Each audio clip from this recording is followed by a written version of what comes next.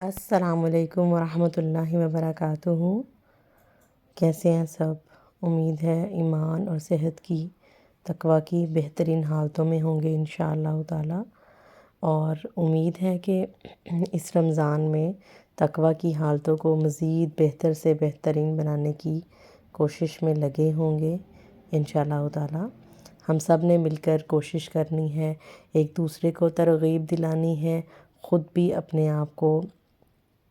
زیادہ سے زیادہ اللہ تعالیٰ کے ساتھ، اللہ تعالیٰ کا تقویٰ حاصل کرنے کی کوشش کرنی ہے، اللہ تعالیٰ کے ساتھ جوڑنے کی کوشش کرنی ہے، اور پوری کوشش کرنی ہے کہ اس رمضان کے بعد بھی ہمارے دل پر اس کا گہرا نقش باقی رہ جائے۔ تو ہم کیونکہ بہترین لوگوں کی صف میں شامل ہونے جا رہے ہیں، قرآن سیکھنے اور سکھانے جا رہے ہیں۔ اب جو چیز حضرت محمد صلی اللہ علیہ وآلہ وسلم جس کو اسٹیمپڈ آؤٹ کر دیتے ہیں، اسٹیمپڈ اس پر لگا دیتے ہیں کہ وہ چیز بہترین ہے، تو بے شک وہ چیز بلا شبہ وہ بہترین ہی ہوتی ہے، اور جن انسانوں کے بارے میں وہ فرما دیتے ہیں وہ بہترین ہی ہوتے ہیں۔ تو حضرت محمد صلی اللہ علیہ وآلہ وسلم فرماتے ہیں کہ جو قرآن سیکھے اور سکھائے تم میں سے وہ بہترین ہے، اور جو دوسروں کو نفع دے وہ بہترین ہے۔ تو الحمدللہ اللہ تعالیٰ ہمیں بہترین لوگوں کی صف میں شامل کرے، اور ہم سے نیکیوں کو قبول کر لے، اور ہماری نیت کو خالص اللہ کے لیے کر دے، اور ہمارے اوپر اللہ اپنا رنگ چڑھا دے، کیونکہ بہترین بے شک اللہ سے پیارا رنگ تو کسی اور کا ہو ہی نہیں سکتا۔ تو چلیے آج جو ہے ہم لوگ تھرڈ پارہ ماشاءاللہ اس کا آغاز کرنے جا رہے ہیں دورہ قرآن میں۔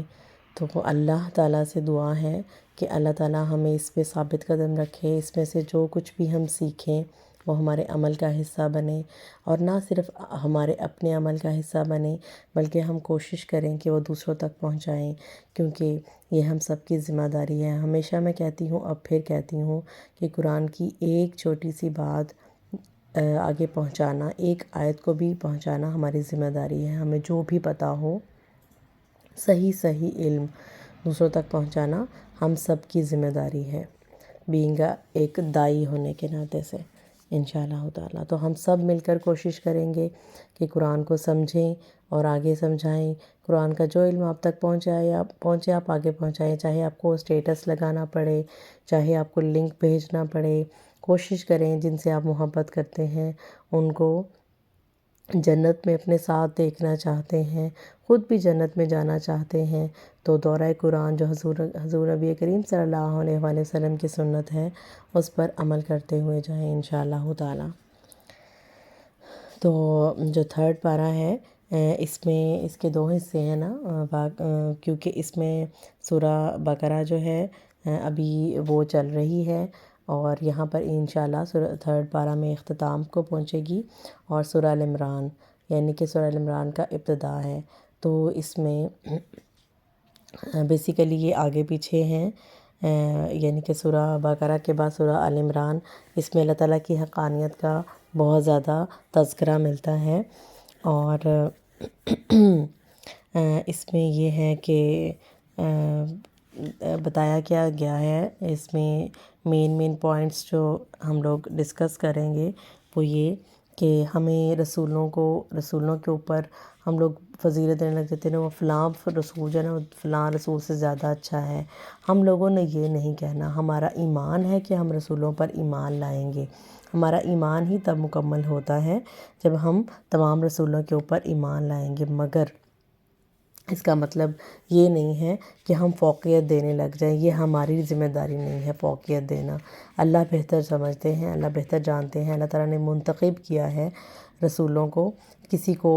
کو کوئی خوبیاں عطا کی، کسی کو کوئی خوبیاں عطا کی، بہرحال وہ اللہ تعالیٰ کے احکامات کو دنیا تک پہنچانے کے لیے آئے، اور یکے بعد دیگرے آئے۔ کسی کو اللہ تعالیٰ نے کلیم اللہ بنایا، کسی کو اللہ تعالیٰ نے کسی سے، جیسے حضرت موسیٰ علیہ السلام سے اللہ تعالیٰ نے کلام کیا، حضرت آدم علیہ السلام سے کیا، حضرت محمد صلی اللہ علیہ وسلم کو معراج کے موقع پر اپنے پاس بلا کر ان سے کلام کیا، تو حضرت عیسیٰ علیہ السلام جو ہے ان کو پاک روح سے پیدا کیا اور تقویت بخشی ان کو، اور حضرت عیسیٰ علیہ السلام جو ہیں مطلب ان کو تمام جہانوں والوں کے لیے امن والا بنا کر بھیجا، اور ان کو ایسے معجزات عطا کیے کہ وہ بچپن میں یعنی کہ ماں کے مطلب وہ 6 ماہ کے سے بھی چھوٹے تھے، یا یعنی کہ ماں کی گود میں بولنا شروع ہو گئے، جیسے پیدا ہوتا بچہ تو نہیں بولتا ہے نا، لیکن وہ بولنا شروع ہو گئے، اور پھر یہ کہ انہوں نے اپنی ماں کی پاک دامنی کی گواہی دی، اور اللہ تعالیٰ کے رسول ہونے کی گواہی دی ماں کے گہوارے میں ہی، اور دیکھے اور پھر وہ مردوں کو زندہ، ان کے معجزات میں سے ہے مردوں کو زندہ کر دینا، اور پرندوں کو مٹی کے پرندوں میں کو اللہ تعالیٰ کے حکم سے یعنی کہ وہ زندہ ہو جاتے، اڑنے لگتے، اور کوڑی کو وہ ٹھیک کر دیتے۔ تو اس طرح جو ہے حضور اکرم صلی اللہ علیہ وسلم کا معجزہ ہے چاند کو 2 ٹکڑے کر دینا، اور ماشاءاللہ تمام انبیاء کرام جو ہیں ان کے جو ہے زندگی کو سمجھنے کی ضرورت ہے، ان کی آزمائشوں میں ان کے معجزات بھی چھپے ہوئے ہوتے تھے۔ تو اب ہم سب کو ضرورت ہے کہ ہم یہ جانیں کہ کون سے نبی صلی اللہ علیہ وسلم نبی جو تھے ان کے کون سے معجزات تھے۔ تو آج سے ہم ارادہ کریں گے کہ ہم اس بات کو جانیں کہ کون سے نبی کے کون سے معجزات تھے۔ آپ لوگ ایک چھوٹی سی نوٹ بک بنائیے اور اس میں لکھیے، انبیاء کرام کے نیم لکھیں اور ان کے معجزات لکھیں، ان پر سرچ کریں، تبھی ہم جانیں گے نا کہ کون سے نبی کی کیا ویلیو تھی۔ لیکن کسی کو کسی کے اوپر فضیلت نہیں دینی، اللہ بہتر جانتا ہے کہ اللہ کی نظر میں کون سب سے اچھا ہو، مگر اللہ بہتر جانتا ہے۔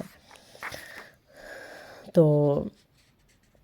اب لوگوں نے ان چیزوں میں اختلاف کیا، جب ایک نبی کے بعد دوسرے نبی آتے تھے تو وہ پچھلے وہی آباء و اجداد والی بات کہ حالانکہ ہر نبی دوسرے نبی کے بارے میں یہ کہتا رہا کہ مطلب آپ اللہ تعالیٰ کے مطلب رسولوں پر ایمان لائیے گا، جیسے ہمیں صلی اللہ علیہ وسلم نے یہ بتایا کہ ہم پچھلے رسولوں پر ایمان لاتے ہیں، ایسے ہی ہر امت کو اوپر یہ ذمہ داری عائد ہوتی تھی کہ وہ پچھلے رسولوں پر بھی ایمان لائیں۔ لیکن جو نئے آنے والے رسول ہیں جو اللہ تعالیٰ کی وحدانیت کی طرف آپ کو بلا رہے ہیں ان پر بھی ایمان لائیں، مگر کیا ہوتا تھا کہ لوگ جو ہیں اختلاف کرتے تھے۔ بہرحال اللہ تعالیٰ چاہتا تو ان کے اختلاف کو ختم کر سکتا تھا، مگر یہ اللہ تعالیٰ کی مشیت ہے، بیکاز دیکھنے والی بات یہ ہے کہ لوگ کتنی سمجھ رکھتے ہیں، اس سے ہٹنا چاہتے ہیں، یعنی ہٹ درمی پہ اتنا ہٹ جاتے ہیں کہ پھر اللہ تعالیٰ جو ہے ان کو ان کے حال پر چھوڑ دیتا ہے۔ تو رسولوں کو فضیلت دینا اللہ تعالیٰ کا کام ہے، بندوں کا نہیں۔ بندوں کا کام سن کر ایمان لانا اور اطاعت کرنا ہے۔ سیدنا ابو ہریرہ بیان کرتے ہیں کہ رسول اللہ صلی اللہ علیہ وسلم نے فرمایا، انبیاء کرام کو ایک دوسرے پر فضیلت نہ دو۔ تو یہ ہے کہ حضرت سیدنا ابو ہریرہ فرماتے ہیں کہ ایک مسلمان اور یہودی میں جھگڑا ہو گیا، کیونکہ یہودی نے مسلمان کے سامنے اس طرح قسم کھائی کہ اس کی قسم جس نے موسیٰ کو دنیا والوں میں منتخب کیا۔ مسلمان سے ضبط نہ ہو سکا اور یہودی کے چانٹا مارا، یعنی تھپڑ مارا، اور بولا کہ کیا رحمت عالم صلی اللہ علیہ وسلم پر بھی؟ یہودی نے رحمت عالم صلی اللہ علیہ وسلم سے شکایت کیا۔ صلی اللہ علیہ وسلم نے فرمایا، مجھے سیدنا موسیٰ علیہ السلام پر فوقیت نہ دو، کیونکہ قیامت کے دن تمام لوگ بے ہوش ہو جائیں گے، پھر مجھے سب سے پہلے ہوش آئے گا اور میں سیدنا موسیٰ کو عرش کا پایا پکڑے ہوئے پاؤں گا۔ معلوم نہیں وہ مجھ سے پہلے ہوش میں آئیں گے یا طور والی بے ہوشی کے بدلے میں بے ہوشی ہی نہیں ہوگی، بے ہوش ہی نہیں ہوئے ہوں گے۔ صحیح بخاری کی 3408 حدیث ہے یہ۔ تو اس لیے ہم لوگوں نے کیا کرنا ہے، اختلاف نہیں کرنا، ہم نے دیکھنا ہے کہ رسولوں کا مشن کیا تھا اور انہوں نے کیا کیا۔ وہ اپنا رسالت کا فریضہ انجام دے رہے تھے، اور اللہ تعالیٰ رسالت کی ان کی 4 کام کیا تھے، اللہ تعالیٰ کی کتاب کی آیات تلاوت کرتے رہے، کتاب کی تعلیم دیتے رہے، حکمت کی تعلیم دیتے رہے، انسانوں کے نفوس کا تزکیہ کرتے رہے، یعنی کہ انہیں خالص کرتے رہے۔ رسولوں کا مشن یہی تھا کہ دین کو تمام نظام حیاتی زندگی کے مقابلے میں غالب کرنا۔ اس مقصد کے حصول کے لیے ہی رسولوں کو ہدایت اور دین حق دے کر اللہ تعالیٰ بھیجتے رہے ہیں۔ اور اور پھر اللہ تعالیٰ نے اس بات کا بتایا کہ جو لوگ ایمان لائے ہیں وہ انہیں جو رزق ملا ہے اس میں سے خرچ کرتے ہیں، یعنی کہ اللہ تعالیٰ نے اس چیز کی طرف توجہ دلائی ہے کہ قیامت کے آ جانے سے پہلے، یعنی موت کے آ جانے سے پہلے، یعنی کہ وہ ٹائم آ جائے جب کہ نہ تو کوئی نیکی قبول ہوگی اور نہ ہی کوئی نیکی کر سکے گا، تو یعنی کہ قیامت کے دن اس سے پہلے تیاری کر لو، یعنی کہ جو تمہیں ہم نے رزق دیا ہے اس میں سے خرچ کرو۔ تو دیکھیے، ہم دنیا کا کوئی بھی کام ہوتا ہے تو ہم کہتے ہیں، فار ایگزامپل ہم نے مارکیٹ جانا ہوتا ہے تو ہم سوچتے ہیں کہ اس سے پہلے کھانا بنا کے چلے جاتے ہیں، تو اس ٹائم جو ہے پھر ٹائم نہیں بچے گا، یعنی بھوک لگی ہوگی تو پھر بہت مشکل ہو جائے گا ویٹ کرنا۔ اور اگر ہمیں یہ لگتا ہے کہ ہمارے بچوں کے ویکینڈ پہ ہمارا کہیں پلان ہے تو ہم سوچتے ہیں نا کہ بچوں کا جو ہے نا پہلے ہی سارا جو ہے نا اسکول کا جو ورک ہے وہ کروا دیتے ہیں، ہوم ورک یعنی کہ ان کو کمپلیٹ کروا دیتے ہیں۔ تو پھر ہم دنیا کے معاملے میں اور آخرت کے معاملے میں اس طرح کیوں نہیں سوچتے ہیں؟ ہم لوگ کیوں نہیں سوچتے کہ ہم لوگوں کو زیادہ سے زیادہ صدقہ کرنا چاہیے؟ اب جب اللہ تعالیٰ خود ہم سے کہہ رہے ہیں کہ آپ لوگ سجدہ کرو اور جو رزق دیا ہے اس میں سے خرچ کرو۔ اب رسول صلی اللہ علیہ وسلم جو ہے وہ انفاق کس طرح کیا کرتے تھے؟ ایک بار نبی صلی اللہ علیہ وسلم نے ایک بار نماز پڑھائی، سلام پھیرنے کے بعد جلدی سے اٹھ کھڑے ہوئے اور صفوں کو چیرتے ہوئے کسی بیوی کے حجرے میں گئے۔ لوگ آپ صلی اللہ علیہ وسلم کی تیزی کی وجہ سے گھبرا گئے۔ پھر جب آپ صلی اللہ علیہ وسلم باہر تشریف لائے اور جلدی کی وجہ سے لوگوں کے تعجب کو محسوس فرمایا تو فرمایا کہ ہمارے پاس ایک سونے کا ڈلا تقسیم کرنے سے بچ گیا تھا، مجھے اس میں دل لگا رہنا برا معلوم ہوا، میں نے اس کے بانٹ دینے کا حکم دے دیا۔ دیکھیں، انہوں نے نماز میں بھی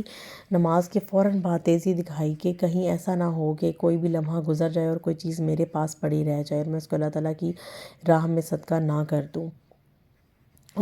اور ہمارے بارے میں کیا خیال ہے، ہم کیا کرتے ہیں؟ تو سیدنا ابن مسعود سے روایت ہے، رسول صلی اللہ علیہ وسلم نے فرمایا، تم میں سے کون ہے جسے اپنے وارث کا مال اپنے مال سے زیادہ محبوب ہو؟ صحابہ کرام نے کہا، یا رسول اللہ، ہم میں سے ہر شخص کو اپنا مال ہی سب سے زیادہ محبوب ہے۔ آپ صلی اللہ علیہ وسلم نے فرمایا، پس انسان کا مال تو وہی ہے جو اس نے صدقہ کر دیا،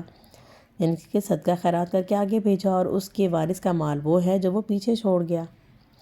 تو پھر اب ہمیں دیکھنا ہے کہ ہمیں اپنا مال پسند ہے، ہم نے اپنے مال کو، ہم نے جو اللہ کی راہ میں صدقہ کر دیا تو وہ جو ہے وہ بچ گیا، ہمارے پاس سیو ہو گیا۔ اور سیدنا ابو بکر صدیق، ان کی جو بیٹی سیدہ اسماء وسلم کی وہ سالی بھی تھی، عائشہ کی بہن تھی، انہوں نے وہ فرماتی کہ رسول اللہ نے مجھ سے فرمایا کہ خرچ کر اور گن گن کر نہ رکھو، ورنہ اللہ تعالیٰ بھی تجھے گن گن کر دے گا، یعنی کم دے گا۔ اب اللہ تعالیٰ نے کیا فرمایا ہے کہ صدقہ جو ہے، انسان فوت ہو جاتا ہے لیکن اس کے 3 اعمال منقطع کبھی نہیں ہوتے۔ وہ کون سے؟ صدقہ جاریہ، اور وہ علم جس سے فائدہ اٹھایا جائے، یعنی کہ آپ علم سیکھیں اور سکھائیں، یہ بھی صدقہ جاریہ ہے، سبحان اللہ۔ یا صالح اولاد، یعنی کہ نیک اولاد چھوڑ کے جائیں ہم، جو آپ کے حق میں دعا کرے، یعنی کوئی بھی نیک عمل کرے گی اولاد تو اس کا جو ہے انسان کو فائدہ ہوگا انشاءاللہ تعالی۔ اور پھر اللہ تعالیٰ کی جو 2 بڑی آیات جو ہے اس کا اس میں ذکر ہے، آیت الکرسی کا، جو آیت الکرسی جو ہے وہ نظام زندگی کے بنیادی تصور توحید کے موضوع پر ہے۔ اب آیت الکرسی کے بارے میں ہم یعنی کہ یہ بھی ہے کہ اگر ہم رات کو سونے سے پہلے آیت الکرسی پڑھ لیتے ہیں تو اللہ تعالیٰ ایک محافظ فرشتہ جو ہے وہ ہم پر مقرر کر دیتے ہیں، جو کہ ہماری حفاظت کرتا ہے شیطان مردود سے۔ اور اگر ہم 2 دفعہ آیت الکرسی پڑھتے ہیں تو اللہ تعالیٰ اور فرشتے وہ کر دیتے ہیں ان کے لیے، یعنی محافظ حفاظت کرنے کے لیے، اور اگر 3 دفعہ پڑھ دیتے تو اللہ تعالیٰ کی ذات جو ہے خود حفاظت کرتی ہے انسان کی۔ تو یعنی کہ آیت الکرسی کی بہت زیادہ فضیلت ہے۔ سیدنا ابو امامہ بیان کرتے ہیں کہ میں نے رسول صلی اللہ علیہ وسلم کو فرماتے ہوئے سنا، جو شخص ہر نماز کے بعد آیت الکرسی پڑھے اسے جنت میں داخلے سے ماں سوائے موت کے کوئی چیز نہیں روک سکتی۔ تو آیت الکرسی میں جو ہے اللہ تعالیٰ کی تمام وحدانیت کا ذکر ہے، یعنی کہ اللہ تعالیٰ کے واحد ہونے کا، اللہ تعالیٰ کے حی ہونے کا، یعنی کہ اللہ تعالیٰ جو ہے وہ کامل حیات ہے، یعنی کہ اللہ تعالیٰ ہی کو حاصل ہے۔ اب دیکھیں کوئی بھی انسان، ہم کہتے ہیں نا کہ ہر چیز ٹیمپریری ہے، ہر چیز نے موت کا ذائقہ چکھنا ہے، ہم نے اس چیز کا مشاہدہ بھی کیا ہوا ہے، لیکن اللہ کی ذات ہے جو کہ ہمیشہ زندہ ہے اور ہمیشہ زندہ رہے گی، اور ہمیشہ باقی رہنے والی ذات وہی ہے۔ اور القیوم وہ قائم رکھنے والا ہے، الحی القیوم زندہ رہنے والا ہے اور قائم رکھنے والا ہے، جس نے آسمان اور زمین کو قائم رکھا ہوا ہے۔ اور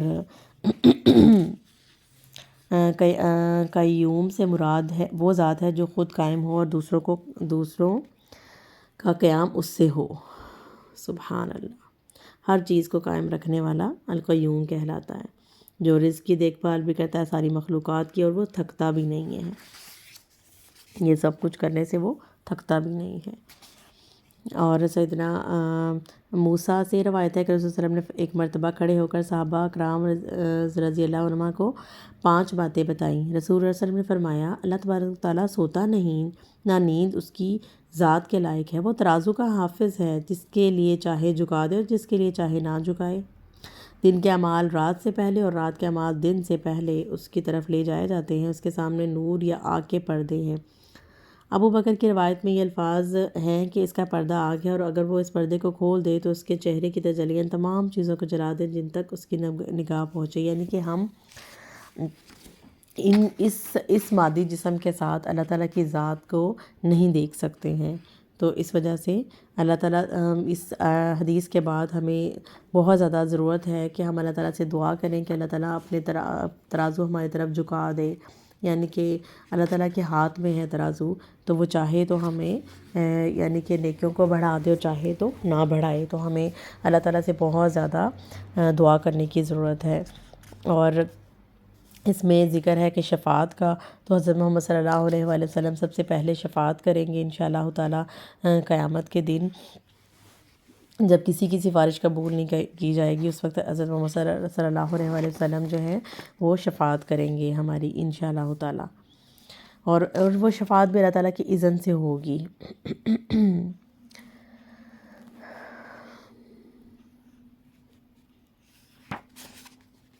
اللہ تعالیٰ علیم ہے، اس بات کا ہمیں یہ ایک ٹاسک ہے، میں آپ لوگوں کو دے رہی ہوں کہ اللہ تعالیٰ علیم کیسے ہے۔ علیم کا مطلب ہے جاننے والا، تو موازنہ کیجیے گا کہ انسان کس طرح کے جاننے والے ہیں اور ایک پرفیکٹ ہستی اللہ تعالیٰ کس طرح کا علیم ہے، تو آپ لوگوں نے اس کا موازنہ کرنا ہے اور اس کو لکھنا ہے۔ سیدنا ابو ہریرہ نے بیان کیا، رسول صلی اللہ علیہ وسلم نے فرمایا، اللہ تعالیٰ کا ہاتھ بھرا ہوا ہے، اسے رات دن کی بخشش بھی کم نہیں کرتی۔ آپ صلی اللہ علیہ وسلم نے فرمایا، کیا تمہیں معلوم ہے کہ جب سے اس نے آسمان و زمین کو پیدا کیا اس نے کتنا خرچ کیا، اس نے بھی اس میں کوئی کمی پیدا نہیں کی، اور جو اس کے ہاتھ میں ہے، اور فرمایا اس کا عرش پانی پر ہے، اور اس کے دوسرے ہاتھ میں ترازو ہے جسے وہ جھکاتا اور اٹھاتا رہتا ہے۔ سبحان اللہ۔ تو اللہ تعالیٰ کی ذات جو ہے ہمیں ہمارے نامہ اعمال کو جو ہے وہ اس طرح رکھے کہ جس میں اچھی چیزیں ہی بھرتی رہیں انشاءاللہ تعالیٰ، اللہ تعالیٰ کی توفیق سے۔ اور اللہ تعالیٰ کی ذات سب سے اعلیٰ ہے اور وہی سب سے عظیم ہے۔ دین میں کوئی زبردستی نہیں، اس پر ایک بات ہے کہ دین جو ہے ہم کسی کو فورس نہیں کر سکتے، کیا فورس کریں گے تو وہ اوپر سے مان جائے فار ایگزامپل، لیکن دل سے نہ مانے۔ دین جو ہے وہ دل سے ماننے کا نام ہے۔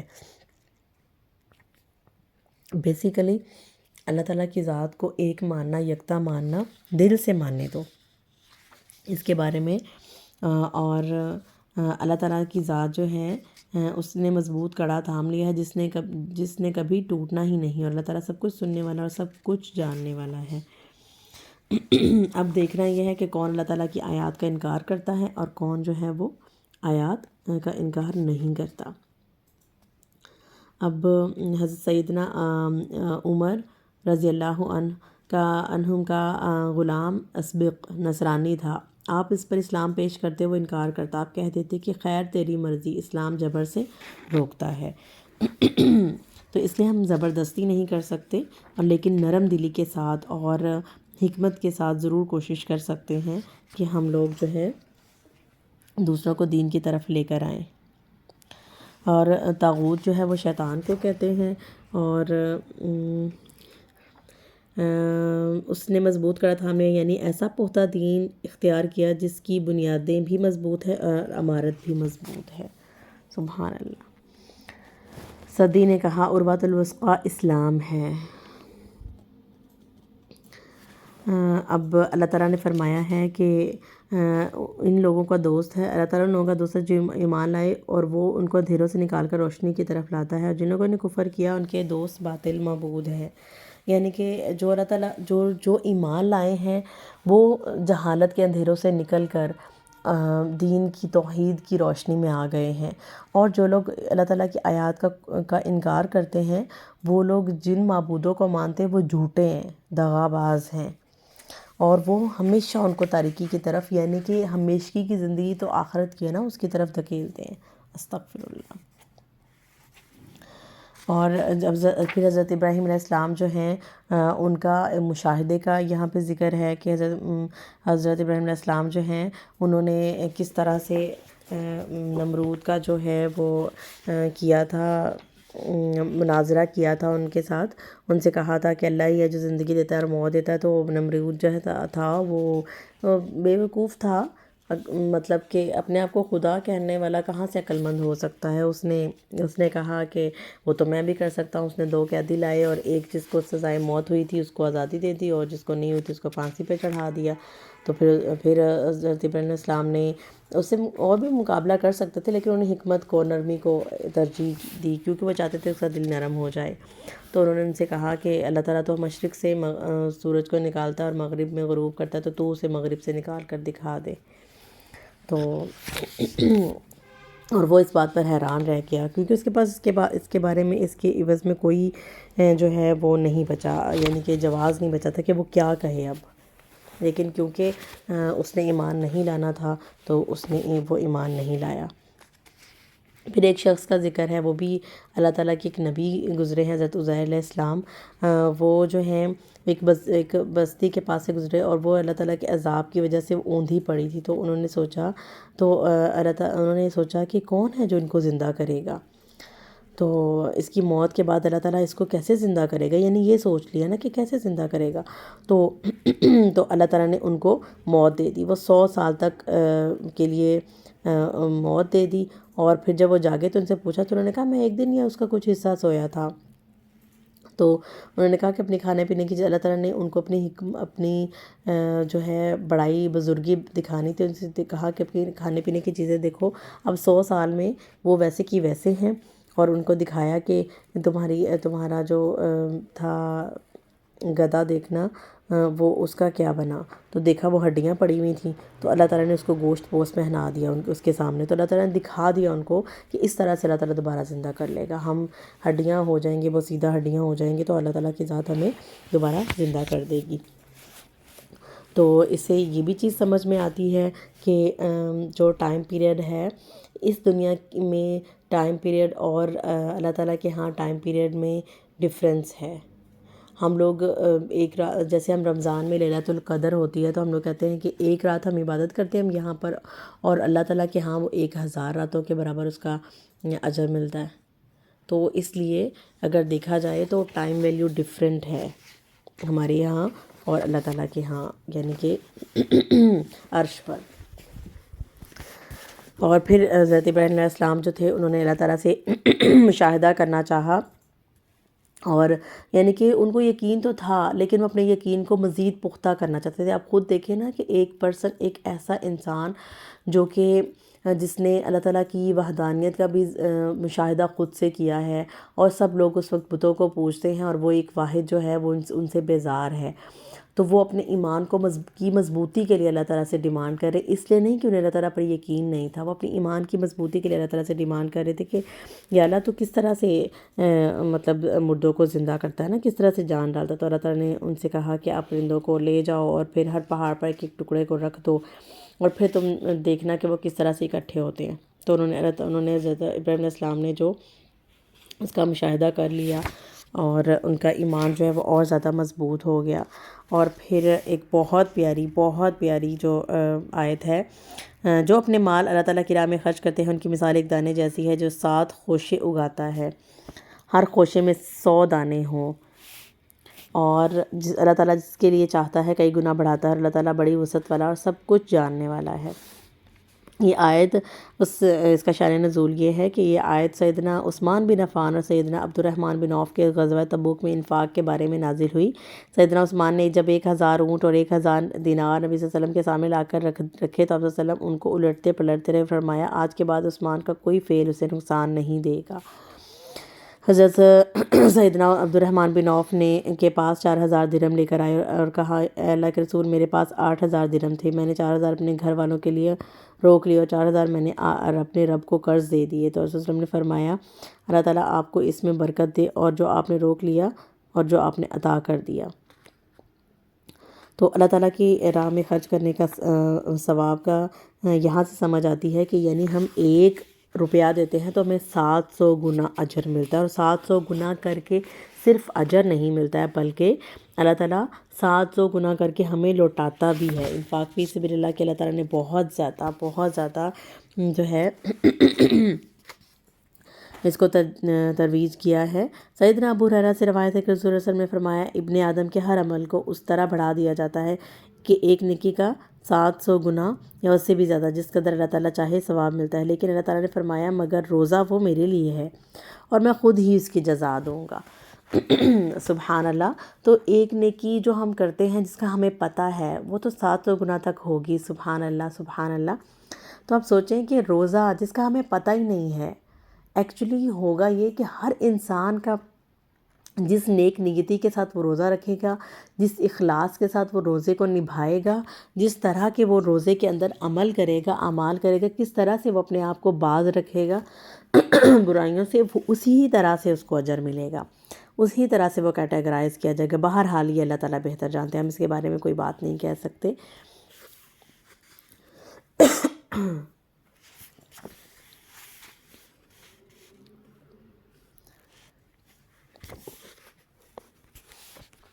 اگر ہم اللہ تعالیٰ کی راہ میں خرچ کرتے ہیں تو ہمیں احسان بھی نہیں جتانا چاہیے۔ اکثر ہم لوگوں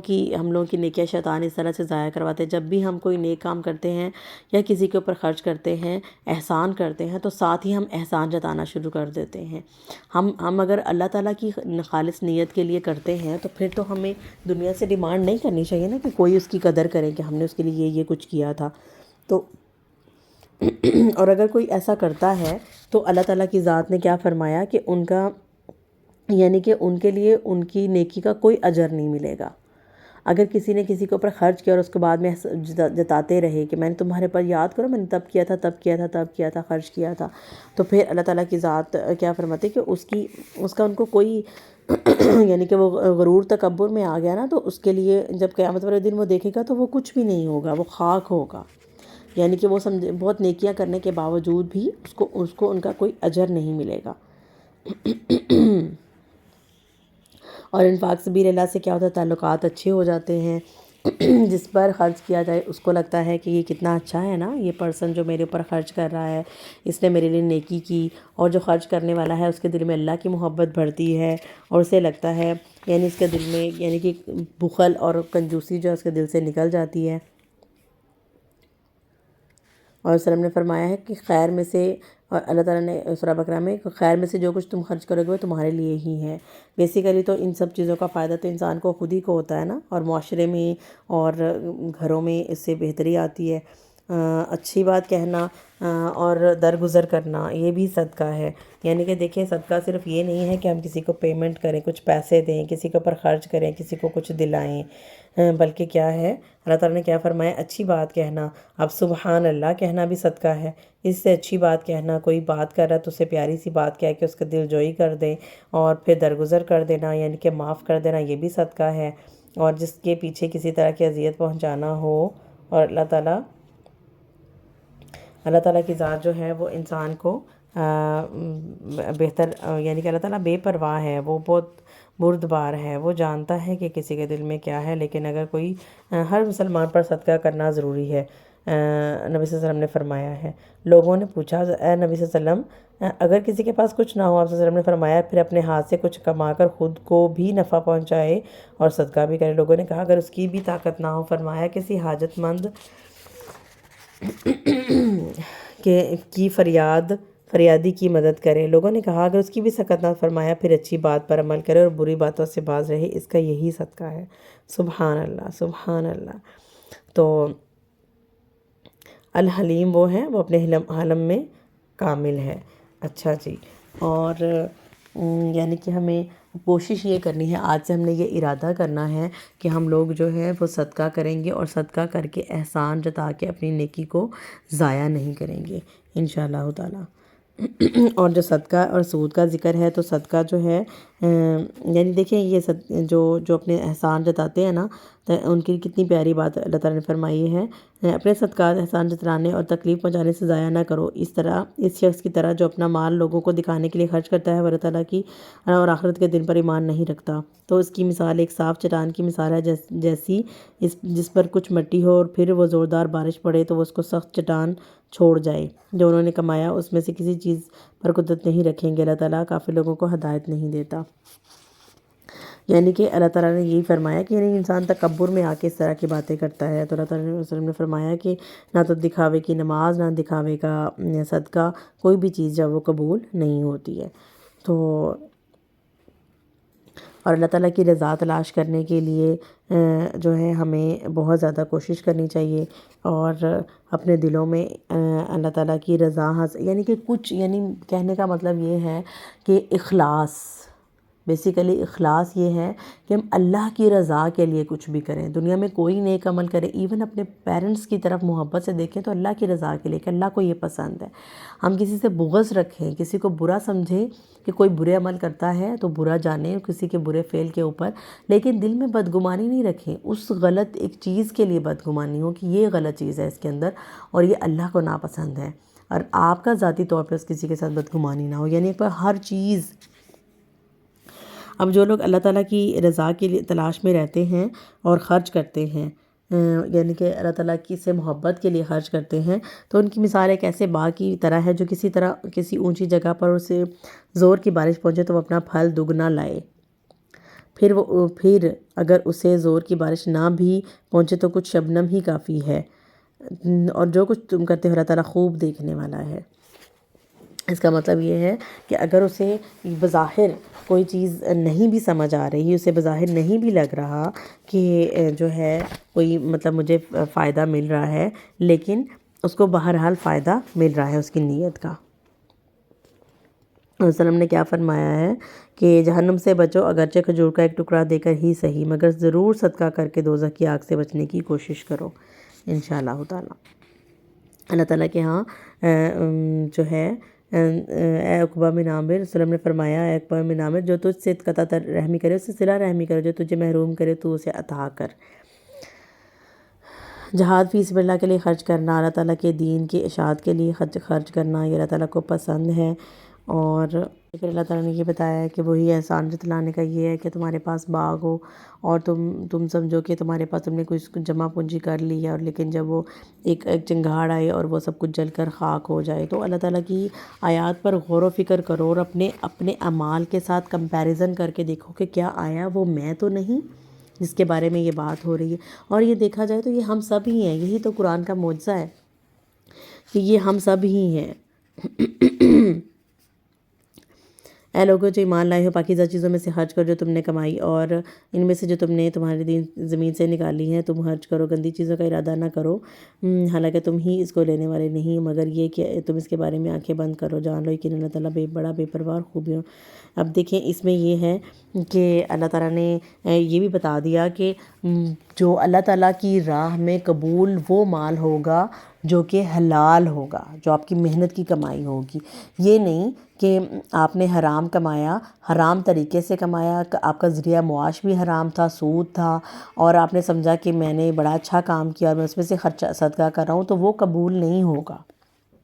اس لیے کبھی کسی بری چیز کی نیت بھی نہیں کرنی چاہیے، ہمیشہ اللہ تعالیٰ کے ساتھ اللہ تعالیٰ سے ہمیشہ اچھے کی امید کرنی چاہیے، اور جو شیطان ہے، پتہ ہے کیا ہوتا ہے، جب ہمارے پاس مال ہوتا ہے تو ہمیں لگتا ہے لوگ یہ خرچ کر دیں گے تو ہمارے پاس تو پیچھے کچھ بھی نہیں بچے گا۔ یہ ہمارے دل میں کون ڈالتا ہے؟ یہ ہمارے دل میں کبھی آپ لوگ ہمارے دل میں شیطان ڈالتا ہے۔ کبھی آپ لوگ دیکھیے گا کہ جب رمضان ہوتا ہے نا تو بہت سارے لوگ بہت زیادہ فراغ دل لگتے ہیں آپ کو۔ کیوں ایسا ہوتا ہے؟ کیونکہ تب شیطان نہیں نہ ہوتا تو انسان کو مفلس ہونے کا ڈر بھی نہیں رہتا، تو انسان زیادہ جو ہے خرچ کرنے لگ جاتا ہے۔ تو اور پتہ کیا ہے، اللہ تعالیٰ یعنی کہ اتنی چھوٹی سی چیزوں کے اوپر بھی وہ کنجوسی کرنے کا کہتا ہے شیطان انسان کو۔ تو اور اللہ تعالیٰ تمہیں اللہ تعالیٰ کیا کہتا ہے؟ اللہ تعالیٰ کہتے ہیں کہ اگر تم صدقہ کرو گے تو میں تمہارے لیے جہنم کی آگ کو ٹھنڈا کروں گا نا، یعنی کہ اس آگ سے بچو، چاہے ایک صدقہ کیوں نہ کرو، ایک کھجوری صدقہ کیوں نہ کرو۔ تو اللہ تعالیٰ اپنے فضل کا وعدہ کرتا ہے، جبکہ شیطان آپ کو مفلسی کی طرف دیتا ہے، دعوت دیتا ہے۔ تو اللہ تعالیٰ بڑا وسیع ہے، بڑی وسعت والا ہے، یعنی کہ بڑا فراخ دل ہے، تو اور بہت کچھ جاننے والا ہے کہ ہماری کیا نیت ہوتی ہے۔ اگر کسی کے دل میں ایسا خیال آئے کہ میں تو مطلب جو میں کر رہا ہوں میں تو بڑا نیک ہوں، تو اسی ٹائم اعوذ باللہ پڑھنی چاہیے، اور یہ سوچیں کہ اگر میں نے تو بڑا کسی کو خرچ کیا کسی کے اوپر، تو اسی ٹائم جو ہے نا کوشش کرنی چاہیے کہ ہم اعوذ باللہ پڑھیں۔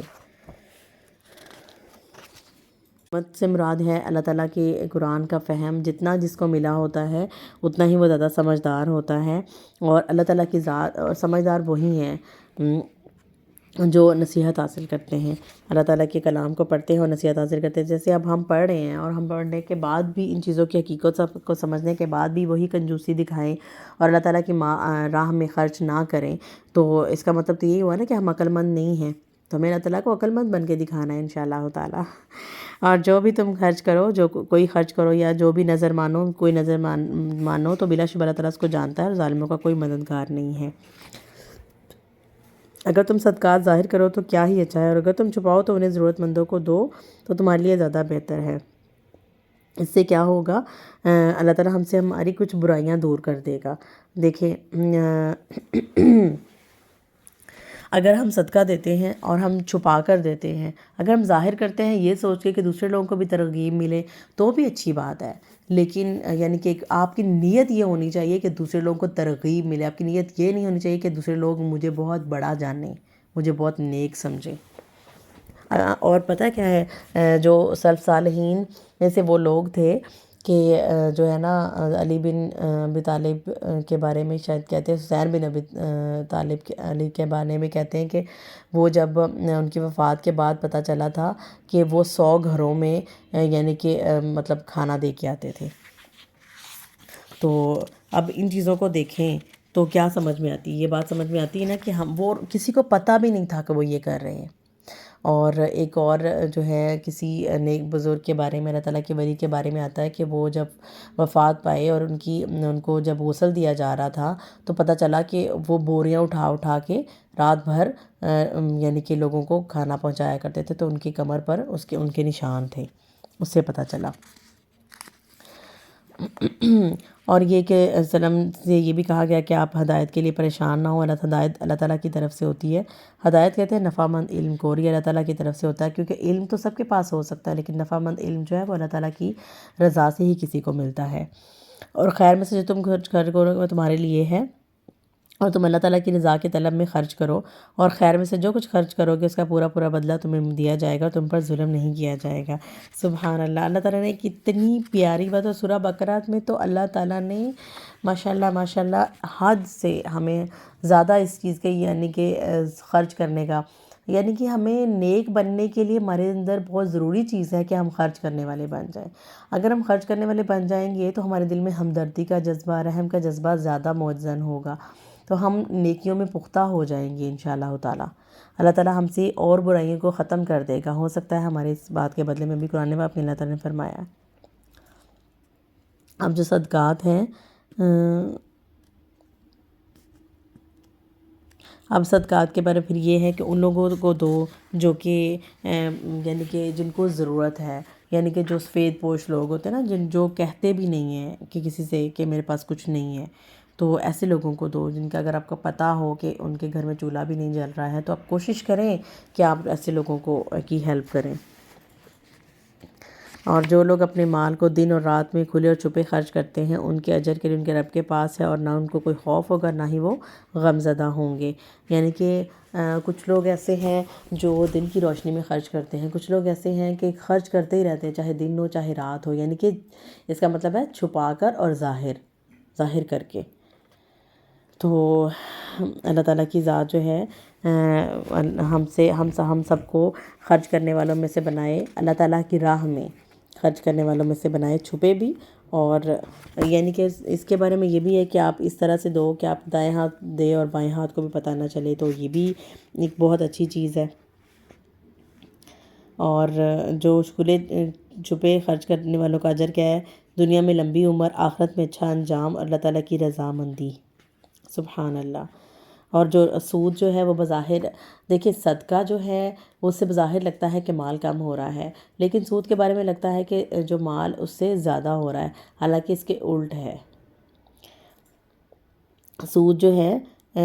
وہ جو لوگ سود کھاتے ہیں وہ کھڑے نہیں ہوں گے مگر جیسے وہ شخص کھڑا ہوتا ہے جسے شیطان نے چھو کر دیوانہ بنا دیا ہو۔ یہ اس وجہ سے کہ انہوں نے کہا کہ تجارت بھی تو سود کی طرح ہے، حالانکہ اللہ تعالیٰ نے تجارت کو حلال کیا اور سود کو حرام کیا ہے، تو سود جو ہے وہ حرام ہے۔ چنانچہ ان کے رب کے پاس کی طرف سے کوئی نصیحت آ جائے تو وہ باز آ جائے تو جو پہلے گزر چکا ہے، یعنی کہ اگر کسی نے پہلے کیا سود کا کام اور جب اس کو ہدایت آ گئی تو اس نے وہ چھوڑ دیا تو اللہ تعالیٰ اس کو بخش دیں گے، بے شک اللہ تعالیٰ بخشنے والا مہربان ہے۔ اور جو تجارت ہے اس میں لگے ہوئے جو یعنی بزنس ہے نا، اس میں ہم اگر کوئی پروفٹ ارن کرتے ہیں تو وہ جائز ہے، لیکن قرض پر دیے ہوئے روپے کا منافع جائز نہیں ہوتا۔ تو اسلام کا موقف کیا ہے کہ ہر تجارت خواہ و سرمایے سے ہو یا محنت اور سرمایے سے، اس میں نقصان کا خطرہ ہوتا ہے، لیکن سود میں قرض دینے والے سرمایہ دار کو نقصان کا خطرہ نہیں ہوتا، اس لیے جو سود ہے وہ حرام ہے۔ اب سود کس درجے کا گناہ ہے؟ سیدنا ابو ہریرہ سے روایت کہ آپ صلی اللہ علیہ وسلم نے فرمایا 7 ہلاکت میں ڈالنے والی چیزوں میں سے بچو۔ عرض کیا گیا یا رسول اللہ وہ کون سے گناہ ہیں؟ آپ صلی اللہ علیہ وسلم نے فرمایا اللہ تعالیٰ کے ساتھ شرک کرنا، جادو کرنا، اس کی جان کو مارنا جس کا مارنا اللہ تعالیٰ نے حرام کیا لیکن حق پر مارنا درست ہے، سود کھانا، یتیم کا مال کھا جانا، جہاد میں دشمن کے مقابلے سے بھاگ جانا، پاک دامن عورتوں پر تہمت کی اور بدکاری کی تہمت لگانا۔ استغفر اللہ۔ تو آج سے ہم ارادہ کریں گے کہ ہم سود والا کوئی بھی کام اگر کرتے ہیں چیک کریں گے کہ ہم نے کوئی کام ایسا تو نہیں جس میں ہم سود کا کام کر رہے ہیں، تو ہم اس کو چھوڑ دیں گے انشاءاللہ تعالیٰ۔ اللہ تعالیٰ سود کو مٹاتا ہے اور صدقات کو بڑھاتا ہے۔ دیکھیں اللہ تعالیٰ کسی ناشکرے گناہ گار کو پسند نہیں کرتا۔ اب دیکھیں کہ جب اللہ تعالیٰ نے یہ بات کہہ دی تو اللہ تعالیٰ کی ہر بات برحق اور سچ ہوتی ہے۔ تو اگر اللہ تعالیٰ نے یہ کہہ دیا ہے انشاءاللہ کہ الحمدللہ کہ اللہ تعالیٰ سود کو مٹاتا ہے، کہ سود والا جو ہے اس کا رزق بڑھتا نہیں ہے بلکہ کم ہوتا ہے، اور صدقات کو اللہ تعالیٰ بڑھاتا ہے۔ اللہ تعالیٰ نے وعدہ کیا ہے نا جو صدقہ کرے گا اس کا رزق بڑھاؤں گا، تو پھر کیسے ہو سکتا ہے کہ مطلب اس میں چینج آئے۔ جس معاشرے کے لوگ صدقات دیتے ہیں وہ ذاتی غرض اور ذاتی فائدے کے بغیر ایک دوسرے کے لیے کام آتے ہیں، اور سود کھانے والے خود غرضی کا معاملہ کرتے ہیں، ایک شخص دوسرے کی ضرورت کو اپنے نفع حاصل کرنے کے کا موقع سمجھ کر پورا فائدہ اٹھاتا ہے۔ استغفر اللہ۔ اس سے معاشرہ اور جو ہے انفرادی طور پر بھی تباہی آتی ہے۔ جو لوگ ایمان لاتے ہیں، ایمان لانے کے بعد نیک عمل کرتے ہیں، پھر نماز پڑھتے ہیں اور پھر جو زکوٰۃ دیتے ہیں تو ان کے رب کے پاس ان کے لیے بہت سارا اجر ہے۔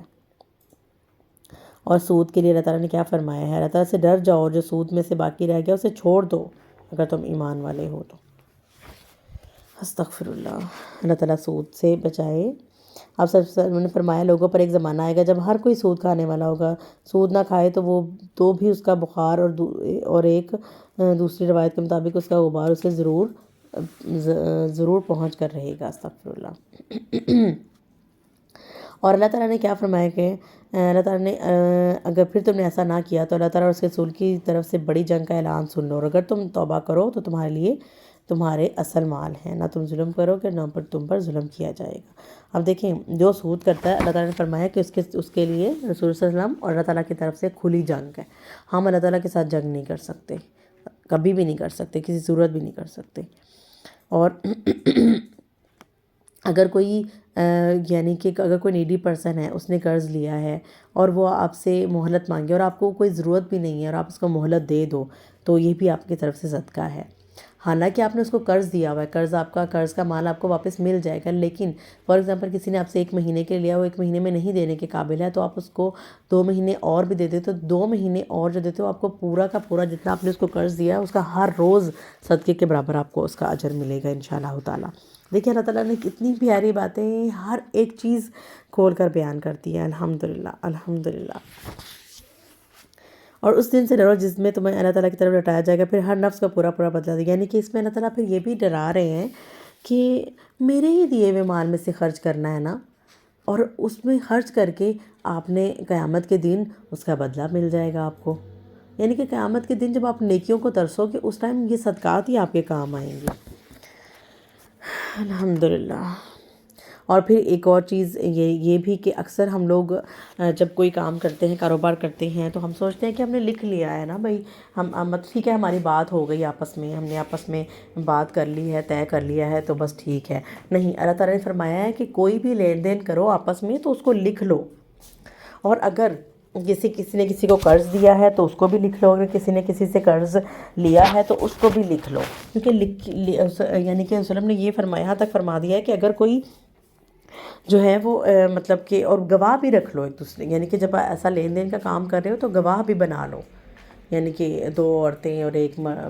مرد، اس طرح، تو یعنی کہ چاہے چھوٹا معاملہ ہو چاہے بڑا معاملہ، اسے ضرور لکھو، کیونکہ اللہ تعالیٰ جو ہے یعنی کہ اگر کوئی سودا کرتے ہوئے، کوئی بھی لین دین کرتے ہوئے اگر ہم نے گواہ نہیں بنائے اور لکھا نہیں ہے تو اللہ تعالیٰ نے فرمایا ہے، یعنی کہ سلم نے فرمایا کہ وہ ہم میں سے نہیں ہے۔ اور یہ آیت اتنی پیاری ہے، اس کو آیت دین کہتے ہیں۔ قرض سے مراد 2 آدمیوں کے درمیان ادھار کا معاملہ ہے، ٹھیک ہے، ادھار لیتے دیتے وقت بھی کیا ہے، ہمیں اسے لکھنا چاہیے، کیونکہ رسول اللہ نے فرمایا کہ اگر جو نہیں لکھتا وہ ہم میں سے نہیں، یعنی کہ اس کا کہنے کا کیا مطلب ہے؟ اس کا کہنے کا مطلب یہ ہے کہ اگر ایسا نہیں کیا جاتا تو اس سے بہت زیادہ فساد پیدا ہوتے ہیں، سم ٹائم لینے والا بھول جاتا ہے، سم ٹائم دینے والا بھول جاتا ہے، اور پھر اس کو لگتا ہے کہ میں نے تو اتنے دیے تھے، میں تو زیادہ دیے تھے، پھر کوئی گواہ بھی نہیں ہوتا اور پھر کہیں لکھا ہوا بھی نہیں ہوتا، تو پھر کیا ہوتا ہے کہ آپس میں لڑائی جھگڑے جو ہیں وہ فروغ پاتے ہیں۔ تو اس لیے ہمیشہ گواہ بھی کر لو اور کیا کرو کہ لکھ لو، اور اگر کوئی لکھنا نہیں جانتا ہے تو اپنی جگہ پہ کسی اور سے جو ہے وہ لکھوا لے، اور پھر گواہی کے بارے میں یہ کہ 1 مرد اور 2 عورتوں کی گواہی ایک برابر ہوگی، کیونکہ عورت جو ہے وہ ایموشنلی بھی ایسی ہے کہ بھول جاتی ہے، یا پھر ایموشنلی بھی وہ مطلب ہو سکتی ہے کسی سائڈ پہ، تو پھر اس وجہ سے اللہ تعالیٰ نے اسے 2 عورتوں کو 1 مرد کے برابر فرمایا ہے۔ اے عورتوں کے گروہ، صدقہ کرتی رہا کرو، وسلم نے فرمایا ہے کثرت سے استغفار کرتے رہا کرو، کیونکہ میں نے دوزخ میں عورتوں کو زیادہ دیکھا ہے۔ تو اب ہم بینگ فیمیل ہم لوگ جو ہیں ہمیں کیا کرنا ہے کہ بہت زیادہ صدقہ کرنا ہے، کیونکہ وسلم نے دوزخ میں عورتوں کی تعداد کو زیادہ دیکھا ہے، تو ہم نے کوشش کرنی ہے کہ ہم لوگ زیادہ سے زیادہ صدقہ کریں تاکہ ہم لوگ جہنم کی آگ سے بچ سکیں۔ اور اگر کوئی تم میں سفر میں ہو اور لکھنے والا نہ پائے تو قبضے میں دیا گیا رہن لازم ہے، پھر اگر تم میں سے کسی پر اعتبار کرے تو جس پر اعتماد کیا گیا اس پر لازم ہے کہ اس کی امانت ادا کرے۔ اب اس میں یہ کہ گواہی کو چھپانا بھی نہیں چاہیے، یعنی کہ وٹنس جو ہوتے ہیں نا، سم ٹائم وٹنس کو ہی پرچیز کر لیتے ہیں لوگ، یہ وٹنس سے خرید لیتے ہیں، تو یعنی کہ گواہوں کو ہی اپنے ساتھ ملا لیتے ہیں، تو اللہ تعالیٰ نے اس سے بھی ڈرایا ہے کہ اللہ تعالیٰ خوب جاننے والا جو تم چھپا رہے ہو، جو تم ظاہر کر رہے ہو، تو اگر یعنی کہ آپ کو پتہ ہو کہ کیا صحیح اور کیا غلط ہے تو اس میں بالکل سچ کا ساتھ دو، یعنی کہ جھوٹی گواہی نہیں دو۔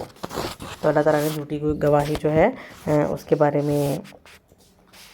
نبی صلی اللہ علیہ وسلم اس وقت تکیہ لگائے ہوئے بیٹھے تھے، تو اٹھ کر بیٹھ گئے، فرمایا سن لو، جھوٹ بولنا سن لو، اور جھوٹی شہادت دینا۔ نبی صلی اللہ علیہ وسلم ان الفاظ کو بار بار دہراتے رہے، یہاں تک کہ ہم نے دل میں کہا کاش نبی صلی اللہ علیہ وسلم خاموش ہو جاتے، یعنی کہ یہ جو ہے کیا ہے، میں تم سب کو سب سے بڑے گناہ نہ بتا دوں، شرک اور والدین کی نافرمانی، یعنی کہ شرک اور والدین کی نافرمانی یہ کبیرہ گناہ ہے، استغفر اللہ، اور جو جھوٹی گواہی دیتا ہے اور جو جھوٹ بولتا ہے، استغفر اللہ استغفر اللہ استغفر اللہ، یعنی کہ جو سچ بات کو چھپاتا ہے یہ بھی کبیرہ گناہوں میں آتا ہے، استغفر اللہ۔ اللہ تعالیٰ معاف فرما دے۔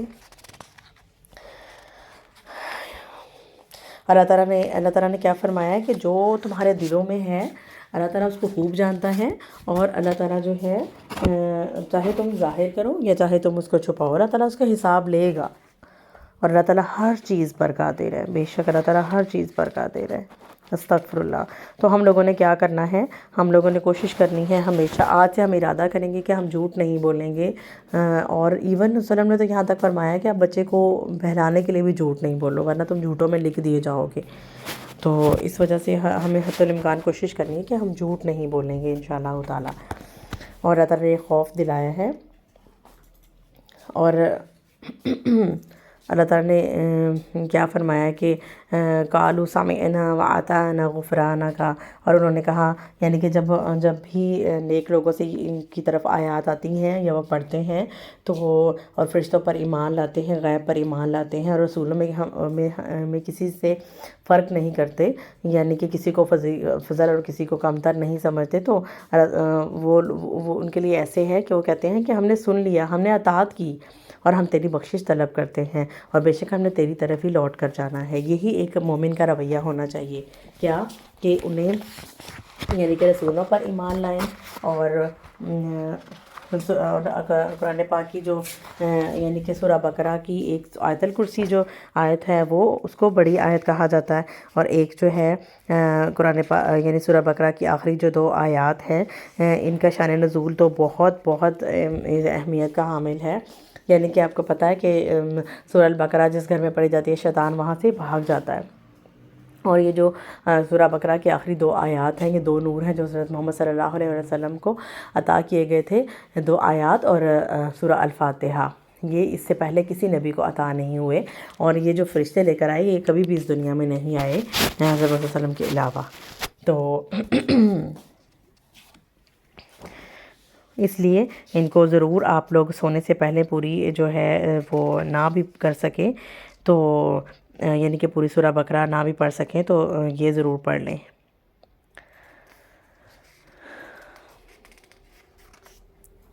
سورہ آل عمران جو ہے اس میں حروف مقطعات کا ذکر ہے۔ حروف مقطعات جو ہیں ان کے معنی صرف اللہ جانتے ہیں، اور اس میں بھی اللہ تعالیٰ کی حقانیت کا بہت زیادہ تذکرہ ہے، اور